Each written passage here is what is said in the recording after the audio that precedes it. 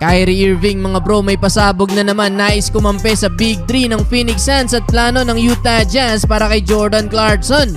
Inilabas na ng Orlando Magic ang kanilang final roster para sa Summer League kung saan official nang kasama sa lineup ang kababayan nating si Kai Sotto. Ayon sa inilabas na report ng isa sa official Twitter account ng Magic, 23 players ang nasa final roster na sasabak para sa Las Vegas Summer League na gaganapin sa July 7. Marami-rami ang makakasama ni Kai, bali 15 ang listed na rookies mga bro sa lineup. Kabilang na nga dyan si Kabayan at ang kakakuha lang sa draft na sila Anthony Black at Jet Howard. Though may mga veteran din silang makakasama dyan tulad na lang ni DJ Wilson na 5 taon nang naglalaro sa NBA. Pero dahil winave siya ng Toronto Raptors, muli siyang sasabak ng Summer League. Eto yung kinrossoveran ng matindi ni CP3 4 years ago mga bro. Well, ganun din naman ang sinapit ni one-time NBA champ na si Quinndary Weatherspoon nang ma-wave din ng Golden State Warriors. Nasa roster